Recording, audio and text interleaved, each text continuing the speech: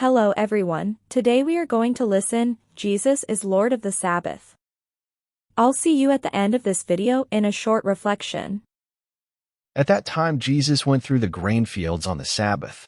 His disciples were hungry and began to pick some heads of grain and eat them.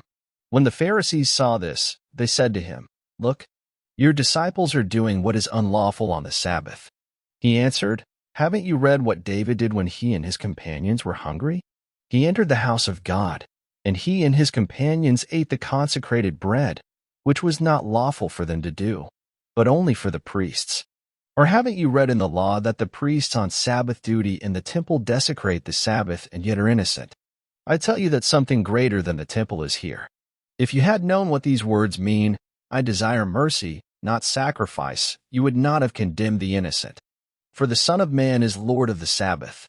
Going on from that place, he went into their synagogue, and a man with a shriveled hand was there. Looking for a reason to bring charges against Jesus, they asked him, "Is it lawful to heal on the Sabbath?" He said to them, "If any of you has a sheep and it falls into a pit on the Sabbath, will you not take hold of it and lift it out? How much more valuable is a person than a sheep? Therefore it is lawful to do good on the Sabbath." Then he said to the man, "Stretch out your hand." So he stretched it out, and it was completely restored, just as sound as the other. But the Pharisees went out and plotted how they might kill Jesus.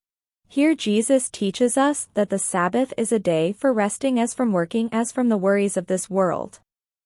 We must remember that observing the Sabbath is one of the commandments that God has given us. Therefore, as obedient people of God, we must keep it holy, doing good, and practicing mercy with His people.